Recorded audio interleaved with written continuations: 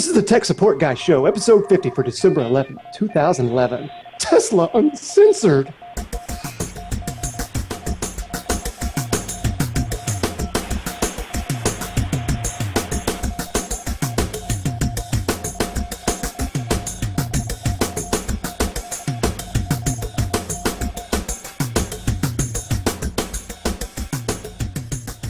Welcome to the Tech Support Guy Show. I am Mike Cermak, known on the site as Tech Guy, and this time I did not bump my knee. That's only going to be funny for the 4 people in the chat room. And also funny to Dan. And Dan McCarthy is with us again. How are you doing today, Dan? I am Neato Nifty Keen. How are you? I am great. And Dan is known on the site as Linux File and also has Windows File, which is not up and running anymore? No, it's not. I had some problems with backups. We're not going to go into that. So, you know, as a tech person, you ought to know that backups are pretty important. Well, see, here's the deal. Okay, I'm sitting down. Where I host my Windows File. Mm-hmm, yep. I'm not dropping any names here. No, I'm sure it's a very good host. There is that host has a system administrator who sometimes does foolish things. Mm-hmm. I've heard that, yeah.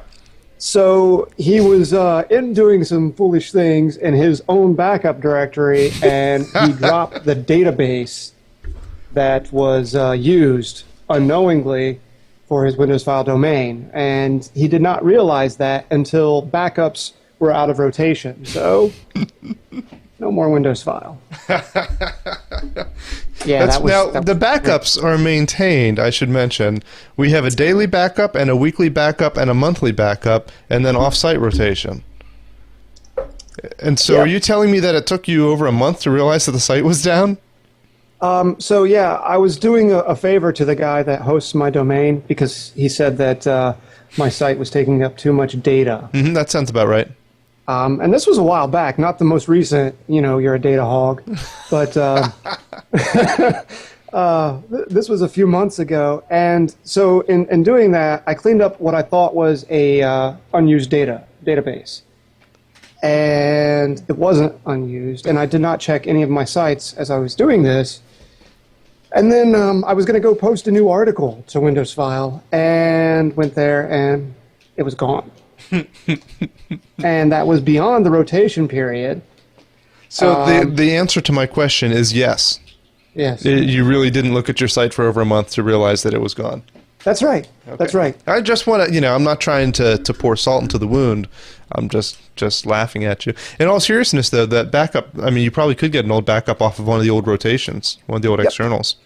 Yep. So, I've got one of them here, and I did look there, and it was not. Oh, okay, then. Yeah. Never mind. You might be out of luck then. Uh-huh. Oh, that stinks. But All right. Windows File will come back eventually, although it will say nothing about Windows 8 because I already don't like it. What? Wait a minute. Now, that's not one of the stories that we have on the list. Well, maybe it is. Maybe you're jumping ahead here. Let's hit that. Okay. So what is it that you don't like about Windows 8? I don't like the default user interface. That's not what I expect you to say. It's actually similar to my dislike for Unity in Linux and also in GNOME 3. I don't like the tablet focus that's coming. Tablets have their place, and they're useful devices, but they're not a computer. Well, They'll never take the place of a computer, of a laptop or a desktop. And I want my interface to be able to be used by me at a keyboard, not just a touchscreen view. Mm-hmm. Well, of course, the argument is that it's not just tablets that the user interface is going to be good for. It's good for any kind of touchscreen device, whether it's a laptop or a computer or a phone, or even a desktop computer that has a touchscreen monitor on it, or an all-in-one. Let me tell you how practical a touchscreen is on a laptop. I really thought that I bought a laptop at my former company that had a touchscreen on it because I thought I would use it a lot for presentations. And I used it twice. But didn't you look really cool doing it? Just to show off the touchscreen. Just to show off the touchscreen, and that was it.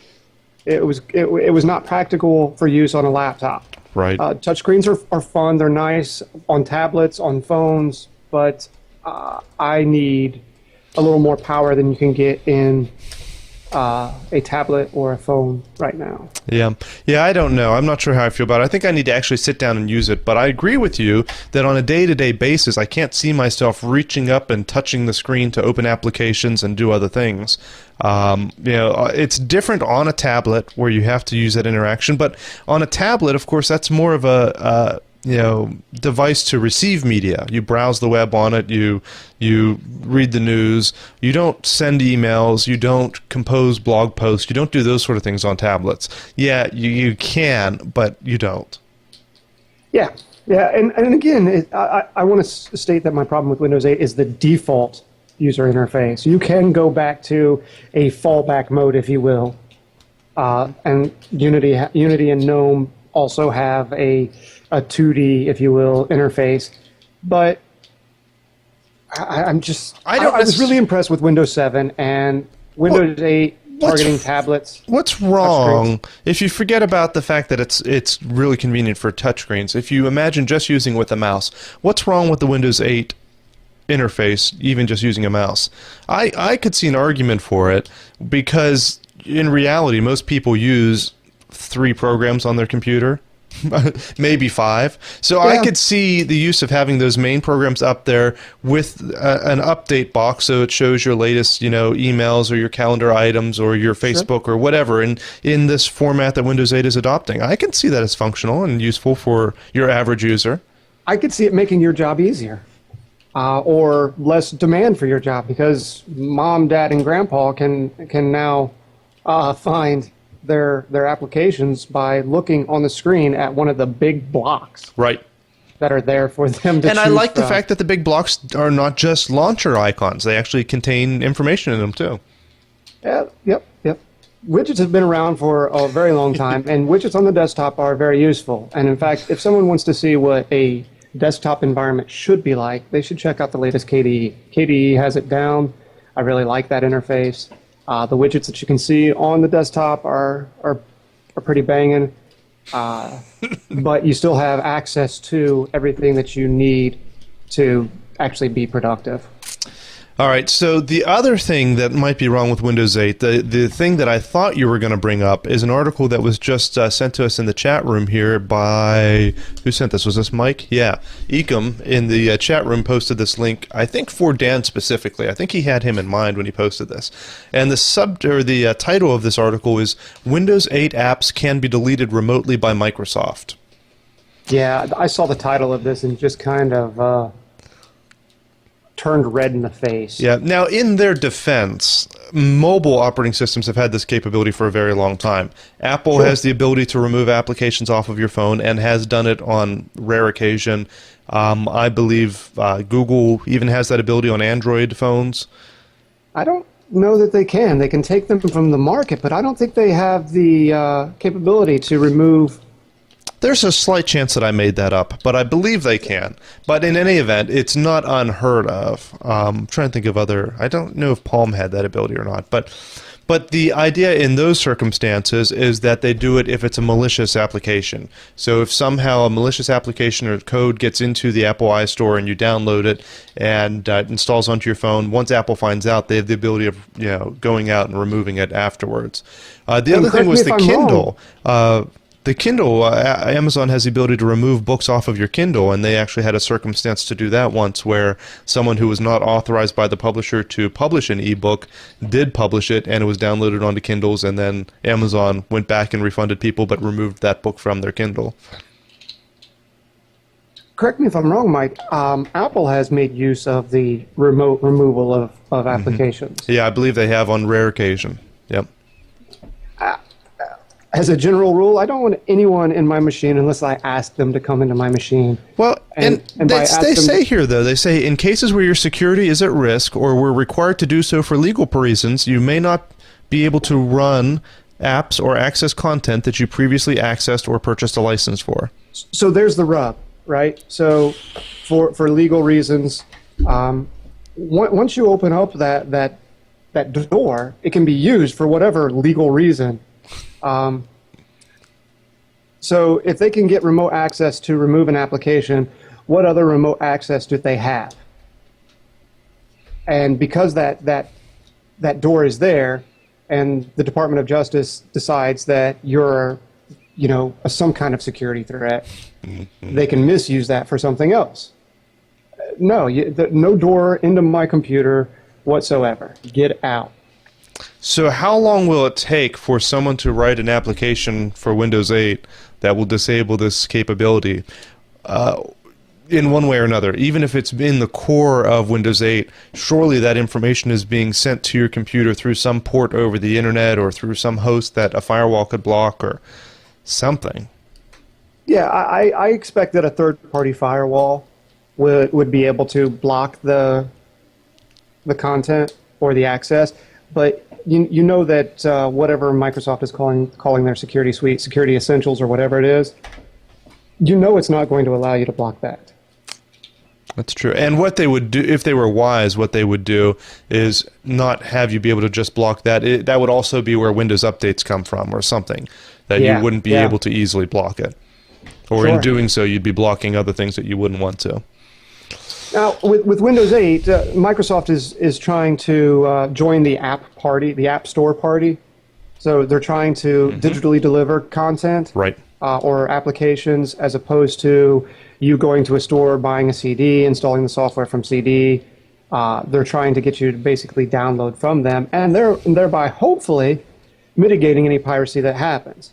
Which and most importantly, getting a cut out of every piece of software that's ever purchased for Windows. Sure. Yeah, piracy is great, but I don't think that's their main motivation here. Sure, they want to make a buck. They absolutely want to make a buck. But I don't want them in my machine. I doubt. So is that going to keep you from using Windows 8? Yeah, well, keep me from using Windows 8 as a primary operating system. I don't believe you. Now, how many other people do you think that would be the case for, though, who would actually care about that enough not to... Only people that probably don't use Windows as a primary operating system by choice already. Yeah, that's true. They already hate Microsoft, and they just need another reason. Yeah, I wouldn't necessarily say they hate Microsoft, but maybe they love freedom. Do you hate freedom, Mike? Do you hate freedom? Oh, man. This is where you need to edit the podcast and get a speech from George Bush about hating freedom. I'll see what I can do about that. Yeah, all right, moving on. All right, so we know you don't like Windows 8 now, so that's why you really took down your Windows File website. Yes, that's my real reason. I like that. Yes. All right. What other stories do we need to talk about? One thing I meant to talk about at the top of the show and I forgot. We at Tech Support Guy had a member pass away here in the last week. His name was Spy Sentinel on the site. His real name was Matt. He lived near Pittsburgh. And he was a volunteer on a number of tech sites, Tech Support Guy not being the only one. But he was one of, about 90 or so helpers we have who are authorized for malware removal, and he was an up-and-comer and was a young guy who was still in college, and it was just a real shame to have him pass. We just wanted to mention that for anyone who didn't know. We have a black banner up on the top of the site. We tend to do that whenever a member passes away. So there's an announcement in the announcements forum for that if you're interested in catching up on that. So just want to throw in that happy news there. So I don't have a nice, easy transition for the next thing, but let's talk about HP, one of my favorite topics. Not so much HP, but Palm OS or webOS. webOS, as listeners to this show will know, was my favorite and still is the best mobile operating system I have used to date. Including iOS, including Android, webOS by far beat those. In my, what's the term? My opinion. I'm missing a term I'm looking for. I'm looking at Danny for help, but he's... Your fanboyism? No, that's not exactly what I was thinking of. So I might be a little bit of a fanboy of webOS, but Palm, is dead, and HP is killing webOS. The latest news is maybe they're not killing it so much. So they're going to be releasing webOS as open source software. Woot! Yeah, which is pretty cool. Whoops, I just copied the wrong URL in there. Which is pretty cool, except that you're going to have hardware to run it on. Well, first, you have the existing touchpads and the existing phones out there that run webOS. So the hope here is that a developer community will will take webOS and make it even better than it was, so that hardware manufacturers will seek that as a platform for delivering their phones. Right. Just like Android did, really. Just like Android did. What was it? There have been others that have tried to do this and have failed. The niche operating systems, iOS really and Windows arguably, are kind of the only two that have survived as mobile operating systems that aren't really open. There are a couple out there but there's nothing that has a large market share. What was it? Symbian? Symbian, yep. Symbian, and I believe they tried to do the same thing, didn't they? I don't remember that, but they really didn't have a big enough following for anyone to... Yeah, at that point, at least, it was pretty small. But, yeah, so it's going to be interesting to watch and see. I would be thrilled to see some phones come out with webOS, especially an open source version of it that's getting updated. My fear is that, if anything, it really seems to be going the way of the tablets. So I think we're going to be seeing some webOS tablets, maybe in the future, even from third-party hardware manufacturers, but I'm not sure we're going to be seeing phones anytime soon. I don't know about that, Mike. Android and Android handset manufacturers are all under attack right now by Google, or I'm sorry, by Apple. They're all being slammed with lawsuits for patent infringement. So WebOS, I'm assuming, is going to be protected. That's an interesting way to look at it. So, I mean, HTC specifically is just, they're being bombarded with lawsuits. I would love, and now you're getting me all excited, I would love an HTC webOS phone. That would be like the best of both worlds. I love HTC phones, love webOS. See what you can do to make that happen, all right, Danny? I think there is a possibility to see some phones out there. Every time I look at your camera, you're lower and lower and lower. I'm a natural sloucher. I'm sorry, I didn't mean to point that out, but it was pretty funny. That's why I was giggling when I looked over at your screen there. So anyhow, yeah, I don't know what's going to happen with this. We're going to keep a close eye on it. You can count on that. And so the other thing you had mentioned is that I guess some more webOS devices are going to be on fire sale here pretty soon. Yeah, so the HP touchpads, HP is putting HP touchpads, both the 16 and the 32 gig versions, on sale on eBay via their eBay web store. For $99 and $139, I believe, tonight, starting at 7 o'clock. I believe they're going to be listed under the laptop section of HP's store on eBay. That is the only place they're going on sale. And they are refurbished models. They aren't brand new models. So, honestly, I'm hoping to snag one of the 16 gig models. How come? Because I want to play with it.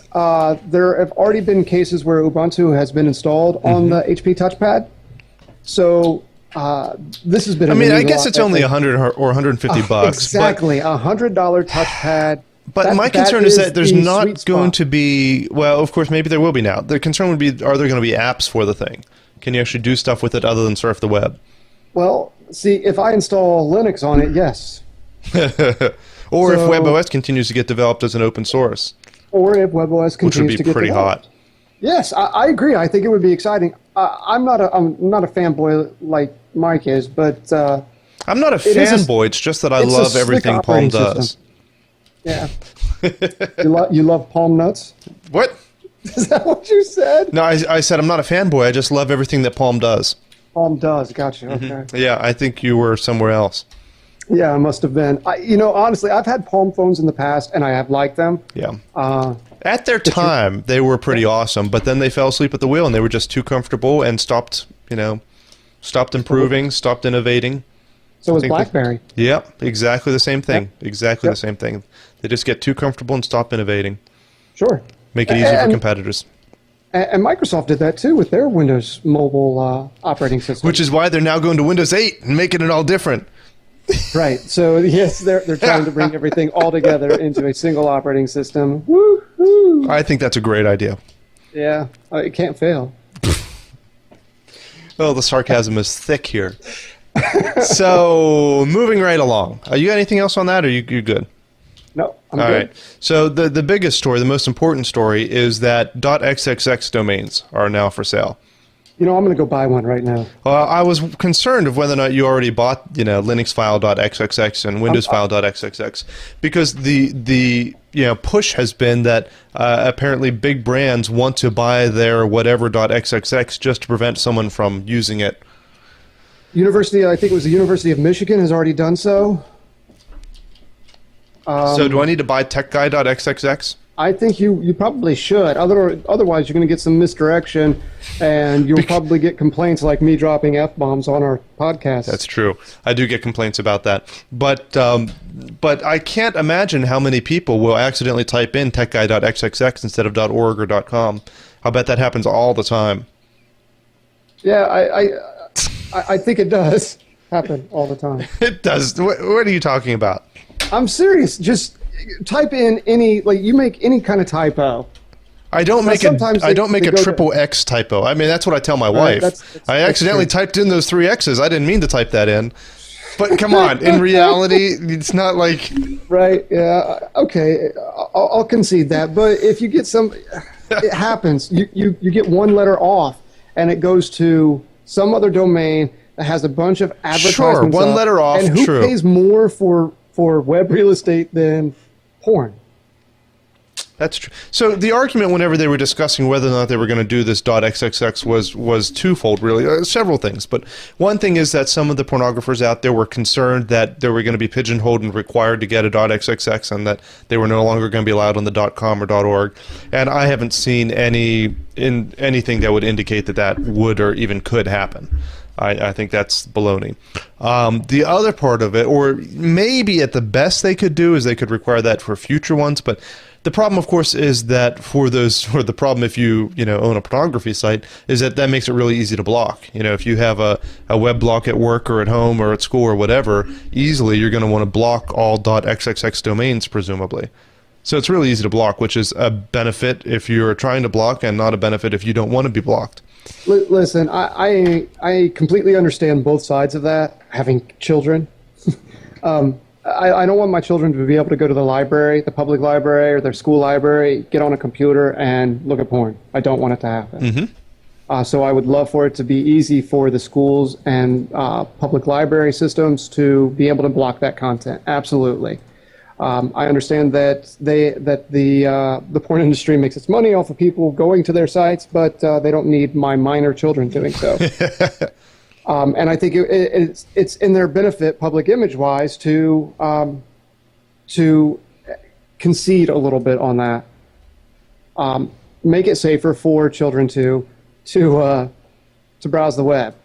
I was watching FX, and I don't remember what show it was on. It was a family show, completely age appropriate for my children, and in between the actual content, the actual show, there was a .xxx commercial, and I am furious about this. Well, and the fact that and what it is, to be clear, is it's a commercial not for a porn site, but it was a commercial for people to buy a .xxx domain.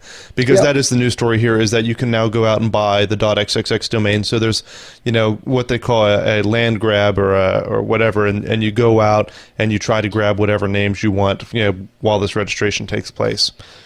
So there are actually commercials, which I've never seen in the past with any other land grab. Like when they first did .biz and .us and all these others, it was a similar, technically speaking, similar experience, but they didn't have commercials for it. And I don't know exactly why they feel like they need to do that in this case.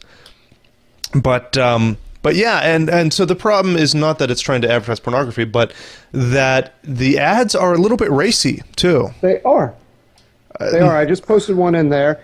Yeah, clearly the girls in there are not strangers to the adult entertainment industry. They look like the girls who were at the next convention center when we were at CES. Yes. So, yeah. Anyhow. I don't know what else to say about this one. I got nothing else to say. So the other complaint, what I was going to say, I started to get into and I got interrupted or lost train of thought, but even some of the companies that do run pornography sites were complaining about the .xxx and not wanting it to be approved because they would force them to buy these other domain names. You know, if you are, and I think we might have even talked about this on the show before, but if you happen to be lucky enough to be the owner of Playboy.com or some other well-known brand in that industry, then you basically have to go out and buy that same thing in the .xxx because you don't want a competitor to have it and don't want to have that fight down the road. Oh, you know what? They can afford the $10 that it's going to cost them to buy the damn now, domain. hang on. Well, first of all, watch the language. Second of all, how much do they charge for those? Because normal domain names, your .coms and so on, are $10 a year, but .us's were more expensive than that.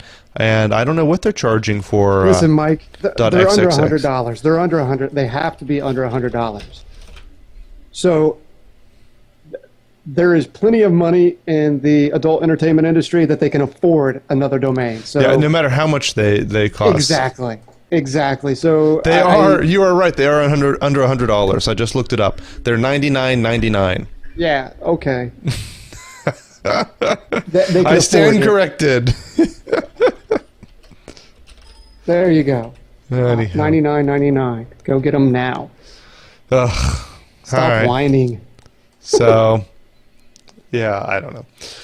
All right, moving on. I'll have to make sure I get that techguy.xxx. I'm kidding. I don't think I'm going to do that.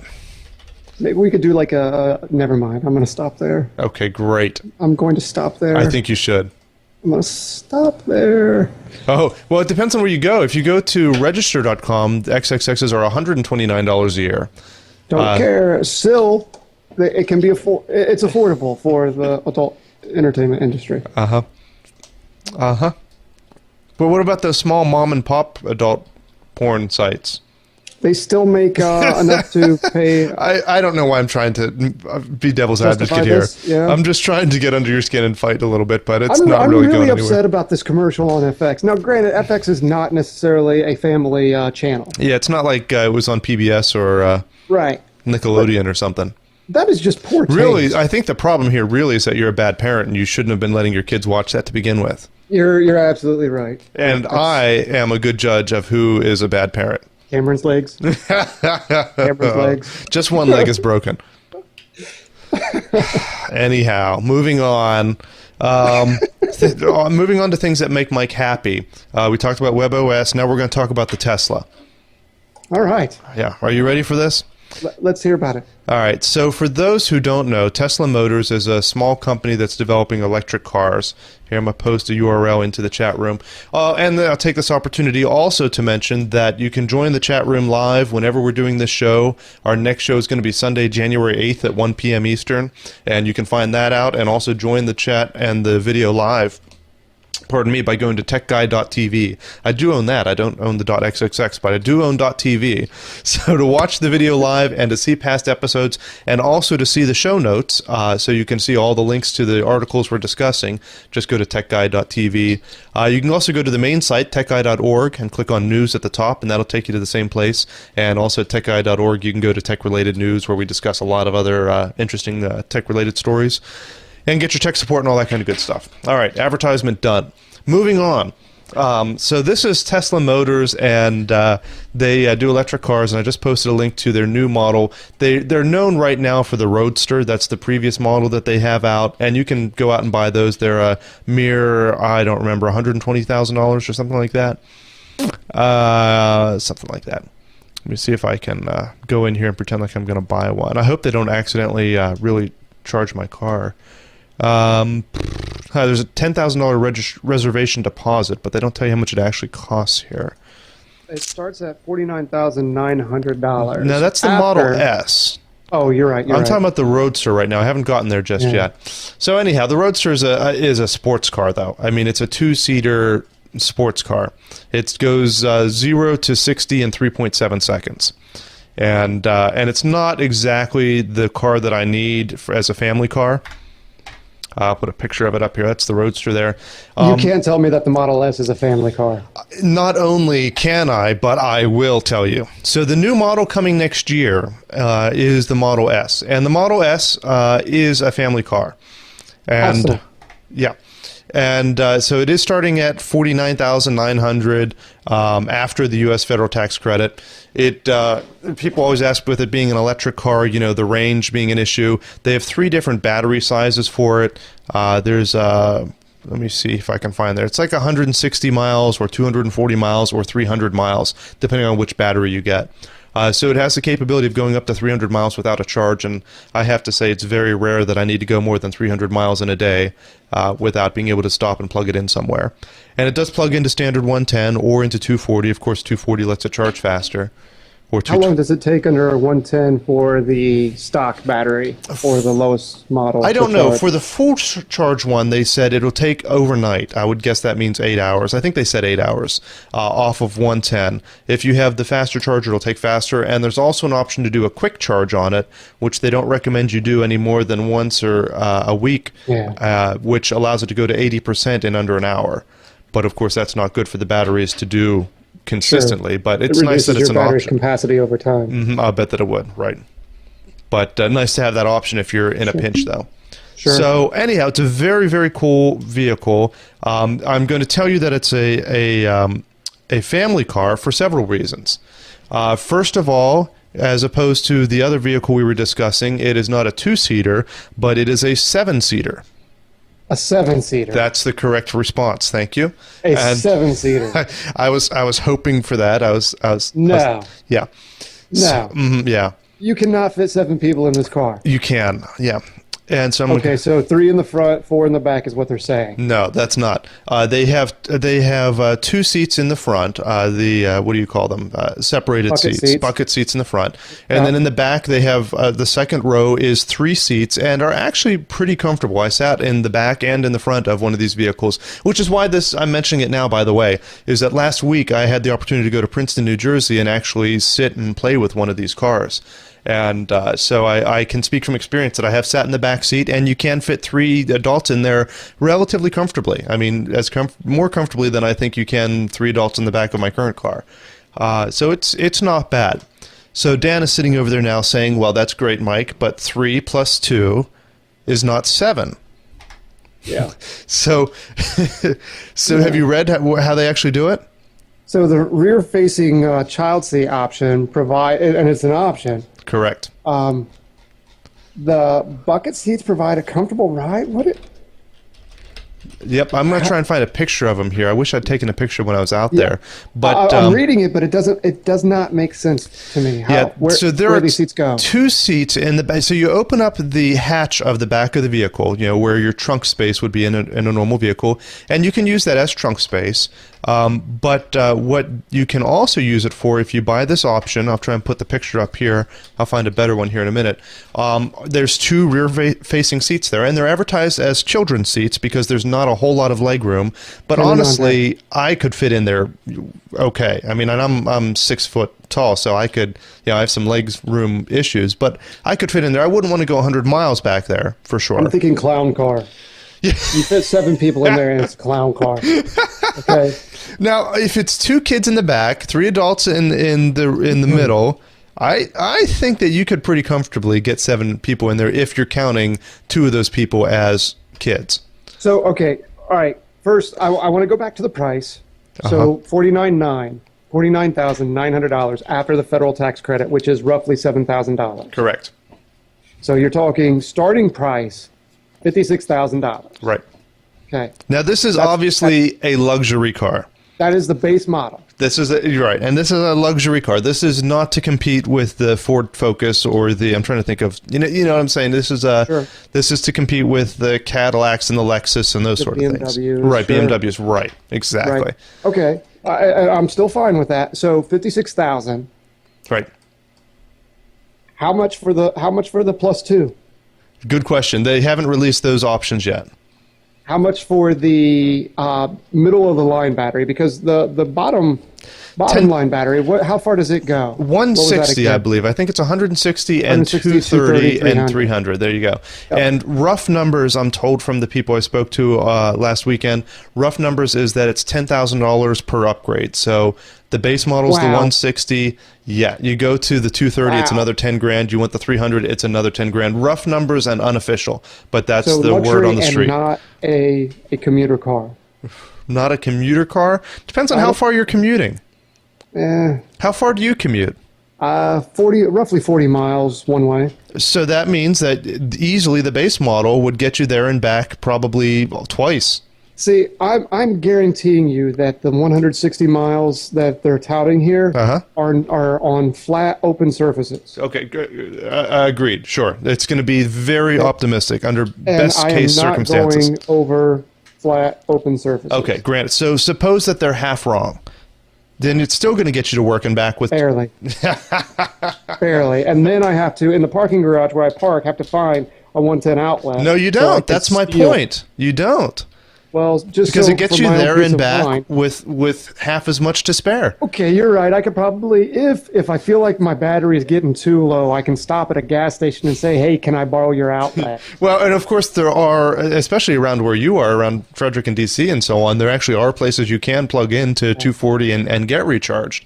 But, and I think there will be more of those. But my point is that for the average person, especially for commuting on a day-to-day basis, not for long trips, but for regular commuting, I think this is a perfect option because most people, first of all, aren't commuting 40 miles. That's you're a little bit higher than I would think the average would be. But even with that, even with it being 40 miles, if you charge this every night like you charge your cell phone, you pull into the garage and you plug it in, and then it's fully charged the next day. You drive it to work, you drive it back. It's still got half a charge, or in your case, maybe less than half of a charge. I think that's pretty awesome. I think that's what about battery degradation? Yeah. So. Yeah, I asked some questions and pushed them on that a little bit. Actually, that's an excellent question. They say, and this is the kicker. I don't know if you're ready for this. That over the course, they say that within 7 to 10 years, they expect you to lose about 25% of your battery usefulness. Yeah, well, at least they're being what I would consider honest on that. Yeah, that's right. I mean, that's not a good number if you think about that. And within 7, but of course, how many people are going to keep this car 7 to 10 years anyway? I don't know. If I spent what would probably be around $60,000, because I'm assuming that the plus 2 is going to be another $5,000 to $10,000. Yeah, I don't know, but that doesn't seem like I would think less than that actually. I'm going to give you 5,000, but I don't know. All right, so we're talking $61,000 for me to buy this car, and then I have to trust the federal government to give me $7,000 back as a credit somewhere. Right. So I'm going to spend 50 plus on a car like this. Mm-hmm. I'm going to keep it. I'm going to keep it for 7 to 10 years. So after that 7 to 10 years, your useful battery life will be drained by about 25%, they say. You know what? And then at that point, it becomes a great car for my children because it limits how far they can go. Well, the problem with it is that it's also very fast, though. The Model S, I'm trying to find the spec on. 130. Max speed 130. And 0 to 60 in 5.6 seconds. Yeah. And and for an extra like 10 grand, they have an option that'll let you bring that down to like 3.7 seconds for the sport model. This kind of looks like the Infinity. Yeah, a little bit. I can see that a little bit. Kind of looks like the Infinity. So the thing that turns me on the most about all of this, all of that stuff is great. But do you know what I'm most excited about with it? The tech. The tech. This is a tech show. We are most excited about the tech. Up on the screen now for those watching the video, or it'll also be a link in the show notes for those on the audio. I have a picture I took from Princeton there, from the back seat of this Model S, and what you'll see there are 2 computer screens. There is one up above the steering wheel, behind the steering wheel, where your normal dashboard gauges would be. That is a computer screen. And then there is another huge 17-inch touchscreen in the middle console. And right now, it's showing you the option, the controls in order to unlock and lock doors and open the trunk and open the hood. And that's the other thing. The battery for this thing, by the way, is on the bottom of the vehicle.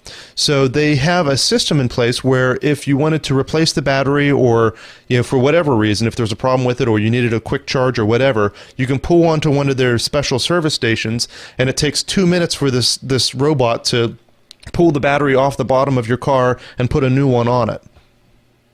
For the low price of 10 grand. Probably. But I think that's pretty cool, as opposed to batteries in hybrid cars now, where that's a huge freaking deal to get to where they are. Yeah, so hold on. First of all, that is a great feature. Okay. I agree with you. 100% great feature. And since there are 10 service stations across the United States, not entirely practical. Okay, I'm just saying. Right now. But you could have said the same thing about the Model T when it first came out. Be like, yeah, great, there's 10 gas stations. That's going to be real useful. All right. So moving on. The other thing that's cool about this, though, is that there's storage space both in the back, unless you're using that for the 7 seats, and also in the front under the hood, because there's no need for an engine up there. So there's a good deal of storage space in this thing. Really? Yes. Do you have pictures of the storage in the hood? I will find it for you. Yeah, that would be, because I'm impressed with that, because I'm thinking about this, right? And I would love a car like this. I'm all about the ride. I'm sorry, I'm not going to buy you one. I drive a lot, so I'm all about the comfort of the ride. BMW saying, what is their catchphrase? The ultimate driving experience? Ultimate driving machine, I think, isn't it? Ultimate driving machine. They're absolutely right. Very, very comfortable cars. So I'm all about that. And I'm thinking, if I can get a family car that would transport my 6, and I have 6, comfortably, in a sedan. See, and someone just asked in the chat room here, and you answered them. You, Curl, here, Jim asks, he says, who needs to transport 7 people at a time? Me. You do. It's not unreasonable. It isn't. It isn't. I mean, there are people out there that have... There are Catholics out there. There are Catholics out there. Wait, I might have just stepped over the line there. We might need to edit that out. Maybe I didn't say that. My grandfather, who was a devout Irish Catholic, he had himself, his wife, and 6 children. So there are people out there that do definitely need to transport 7. Right. I can't find a good picture of the under the front hood storage. I'm going to show you this one. I'll post it in the chat room as well. This is the Model S, and it is the front hood storage area. Whoops, I hit the wrong button to share it on the video. Unfortunately, this is without all of the prettiness to it. The model I saw had the nice, not fabric, but whatever it's made of, sides to it, and a storage, thing in there, and mesh and so on, and it looked much nicer, but it gives you a little bit of an idea as to what it looks like when you open up the hood. Oh, look at that key. That key's kind of sexy. The key? Yeah. I didn't see any key. So anyhow, we're not talking about the tech enough. So I was beginning to say, there's a 17-inch frickin' touchscreen computer in the center console, which just excites me to no end. And on this 17-inch screen, of course, is how you control everything. You control your media, you control your climate control, you control your GPS, you have a web browser on it. It has a 3G connection to the internet, has Pandora built into it. It is a hotspot, so your laptop and your tablet can connect to the internet through it. Talk to me about this 3G connection. Does that come with the car? It does. Like the service itself? That's not disclosed yet. Because if I'm paying 60 grand for a car, I'm not going to be charged a monthly amount for 3G service. I think you probably will. And I think that most people paying 60 grand for a car won't really mind paying an extra 30 bucks a month for 3G service. They just aren't frugal. Yeah. They won't stay wealthy forever. But I don't know. Who knows? Maybe they will include it like WhisperNet was included on the Kindle. I don't know. Well, yeah, that's kind of what I was thinking. You can't be using up a ton of bandwidth on that. Go ahead, sorry. No, you're right. And of course, the other concern with this is, it is a 17-inch touchscreen computer with a web browser facing the driver's seat. That is sexy. But wait a minute. You missed the last part. I was kind of emphasizing something there, and it wasn't the sexiness. Facing the driver's seat. So for that .xxx domain that you just bought and are hosting, said content, you have a 17-inch screen to look at while you're going down the road. Correct. So maybe I need to get This is Pee Wee Herman's www.tesla.xxx, and I think that could really be a very niche site for people who have this car. Oh, that's great. That's great. Yeah. So I don't see how this could possibly go wrong, is what I'm saying. I got to tell you, Mike, I am jealous. I am incredibly jealous. This car is, it's all around sexy. You're going to have to take me for a drive. I think I might. Check out the key. So Where is that? It's under the styling section of their website there. Right on. So it's programmable, which, makes sense. But you get in your car and buckle in with this in your pocket, and it turns on.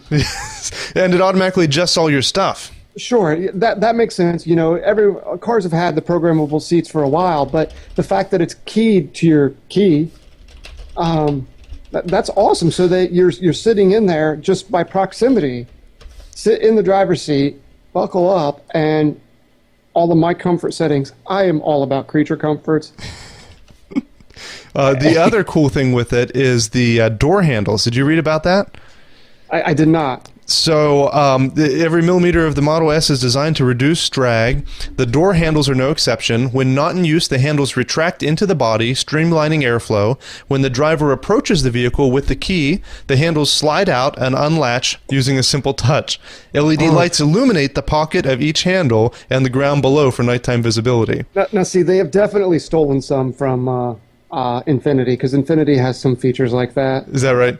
Yeah, but that is awesome. The technology there is it's incredibly sexy. The only concern here is that how much is it going to cost if my door handle breaks?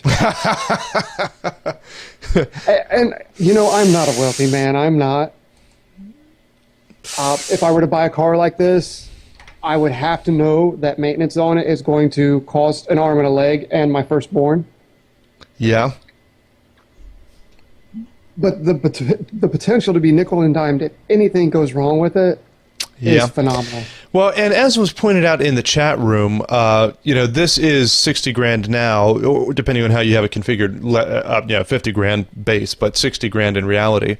And what was I about to say about it? But the point is that in several years, in 5 years or maybe less, it's going to be much cheaper for similar technology. And I think that's the way Tesla has even openly admitted that they're doing it. They're already in the process of designing a cheaper model of this that's going to be coming out, in 2014, I think it is. And the idea, of course, this was their plan all along. They have the really expensive sports model that came out for 120 grand or whatever it was. And then they, use that technology and refine their processes and refine the technology. And then they come up with this one that's 60 grand. And then they can, have that out to a bigger market and refine the technology and refine the processes and get that growth and the, enough people buying it and enough, having to be built that they can make it work at a bigger scale. So if in buying this I'm helping, improve that a little bit so that this technology will come down the line a little bit, I'm okay with that. I can. Yeah. Hey, what color did you get? I haven't decided yet. I don't have to decide that yet because unfortunately, of course, there is a waiting list for this.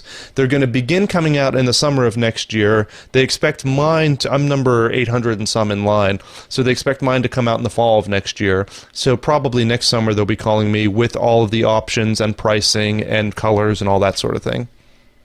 So I'm looking at a picture of black model, and let me tell you, it looks mean. Mean. Oh man!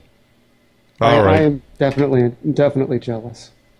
Well, I'm excited, but I will have to wait to give another update probably for another 6 months. But whenever I hear back from Tesla and as things progress, I will keep people updated here because I think some people are interested in this sort of thing. It is kind of a neat technology. And Ukral wants to know if it works with a Logitech universal remote control. Oh, man. No, I don't think it does. Although Logitech universal remote controls are pretty awesome and will work with just about anything, I don't think they're compatible with this. Although one thing is kind of interesting. I like the by the numbers section of the Tesla website. They tell you here the seating is 5 adults plus 2 children. The storage space, 36.8 cubic feet of storage space. And then they also mention without the 2 children. That is true. I believe it is. Let's read the fine print on that one. Yeah, unprecedented storage space. Model S can transport a mountain bike, a surfboard, a flat screen TV all at once. No need for an engine up front. The Model S feature with an additional 8.1 cubic feet compartment under the hood. With the seats folded flat, the Model S boasts over 66 cubic feet of storage. Wow. So that's pretty good for a sedan. I mean, but the other number that I thought was interesting, they gave us the numbers of the seating and the numbers of the storage, and of course the technology, 4 USB ports. It comes equipped with 4 USB ports to enable passengers to charge devices on the go. Equipped with high-speed connectivity, the Model S also works as a hotspot, providing internet connectivity for other devices while on the go. Nice. That is not so nice. I know what we should title this broadcast. What's that? Tesla should pay us for endorsing their product. I think they need to give us one for free. They don't need to pay us. They just need to give us a car, right? Yeah. That seems fair. Yeah, I'll drive it. But then you'd have to write a review on it. That'd be the deal. I'm okay with that. I'm okay with that. All right. All right. Well, that's been fun. I think we need to wrap this up, and I have another question. Oh, okay. I'm sitting down. So does it have technology like some of the newer Prius do, where it does collision detection? I don't believe so. I haven't heard anything about that. And that's an option on a lot of the Prius and other vehicles from Toyota as well, where they have front-facing radar sensors, and if it detects that, it can be used for 2 things. One thing is also for cruise control. If you have it set for cruise control and you're going down the highway, it senses a vehicle in front of you. It'll slow your cruise control down so you don't run into that vehicle. Kind of a nice thing. Yeah. I don't know if I'd necessarily want to trust it. I would probably be adjusting my speed anyway, but it's a nice thing. And the other thing it also does is that if it thinks an impact is imminent, based on using that radar and your current speed and those sort of things, it will do a couple things. It'll kind of get the vehicle into a panic mode. It locks the seatbelt in advance, not having to wait for an impact. The seatbelt's already locked, and it also makes your brake more sensitive. So whenever you hit the brake, it actually gives you more braking power right away. But one thing it doesn't do, and they try to emphasize this, is it won't hit the brakes for you. So it does not drive. And I think they put that line on there on purpose because they don't want to have liability involved in that. It only does so much, but who knows? Yeah. Anyhow. Captain Ron has asked what the warranty is like on this. Good question. I don't know. I would assume 30 days. that was a joke. I was kidding. I get jokes. Captain Ron thought it was funny. See, he laughed. Yeah, I honestly don't know what the warranty is. I don't know who this Captain Ron is, but that was not funny. He is mistaken. Let's see here. Ownership, charging. I don't see it. I'm guessing it's going to be 3 to 5 years. I can't see that. I can't see them actually having a 5-year warranty on this. The Roadster has a 3-year, 36,000-mile warranty. Yeah, and they offer an extended warranty. It just is not cost effective for them to offer a really long extended warranty on that, because the technology is going to fail. It's certain that the technology is going to fail as far as the battery is concerned and things like that. And I know from when electric cars first came out that batteries are not cheap for these. They just aren't. No, I'm sure that they're not. Which is why people in the U.S. government is trying to help subsidize the. But again, if the battery's useful life is going to go up to 10 years, I don't know what the average useful life is of most cars today. Certainly more than 10 years, but you know what I mean? I don't know how long most people keep them. Yeah. So we shall see. Anyhow, but maybe that'll become more of a problem whenever it becomes a more mass-produced vehicle, and maybe they will have worked out more of those details by then. I tell you what, if this got into the upper 30 range, I might consider one. Yeah. But I am not going to consider one for $50,000. I'm not rich enough. Oh, come on now. With your new job down there. Yeah. I don't believe it. Raking in the dough. That's what I heard. Go out in my backyard and just I heard pull you all were swimming in along. it. I'm swimming in something. Something about knee deep makes me wear boots. So Tesla Blue Star. Tesla Blue Star is the proposed third battery electric car to be manufactured by Tesla Motors with a production goal of 2015. Tesla wants the car to cost between $20,000 and $30,000. Technology car. from Tesla's Model S line may also make its way into the Blue Star line. The company had plans for the Blue Star as part of a trickle-down strategy, where the battery and electric drivetrain technology would be developed and paid for through sales of the Tesla Roadster and Tesla Model S vehicles. Tesla Motors vehicle chairman Elon Musk said, quote, "I feel pretty confident that we can get to a compelling sub-$30,000 car within 5 years," during a September 2009 interview. He confirmed production plans in January 2011 interview, stating that they will build a $30,000 car within 4 years at the Tesla factory in California. So looks like Tesla is running an embedded version of Linux for those that are I'm not surprised. Oh, and the other thing I don't think they mentioned on their website, but they discussed a little bit at the event, was that they're going to have an app store similar to what we were just discussing with Microsoft, and you can actually buy apps for your car through this app store. And they're going to have an open API for it, and I don't know how open, but hopefully it's going to be a little closed because it's the frickin' car. Right. Well, if you remember when we were at CES a couple of years ago, that was a big concern with Ford. That's correct. That people could get in and hack the Microsoft technology being put in there because of the potential. Just the liability, the safety issues and liability for that. If someone were to be able to write a virus for this thing that would, all of a sudden your brakes don't work, or who the heck knows, that would be really bad. Even if it can't affect the brake system, even if it can just turn off all of the screens, which includes your speedometer, I mean, that would be bad. Anything that would distract you, even if it just flashes something and makes a lot of noise, that would be bad. At the wrong, whenever you hit 70 miles per hour, all of a sudden all the screens start blinking and a loud noise comes over the speakers. That would be bad. Especially if you're epileptic. Yeah, that's not funny.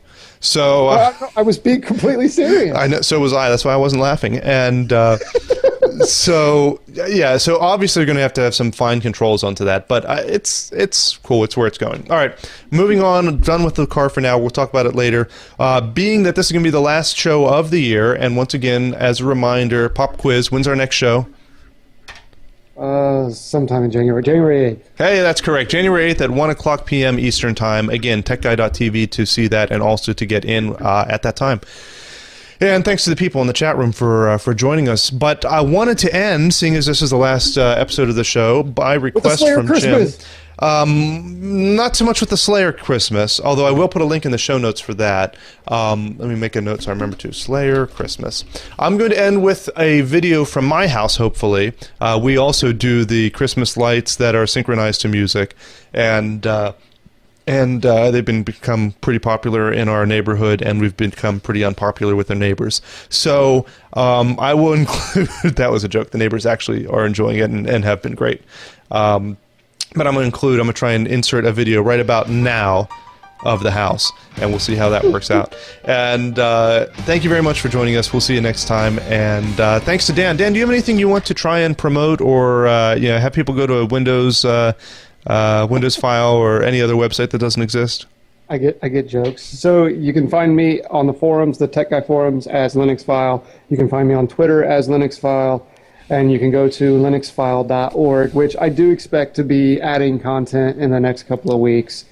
Yeah, I'll hold my breath on that. Hey, are we done recording yet? Because I want to make root gestures in your general direction. In that case, we are always recording. Thank you very much, guys. Have a great holiday season. Whatever you celebrate, enjoy it. Have a good time with family and such, and we will see you in the next year. Merry Christmas to all, and to all a good Sunday.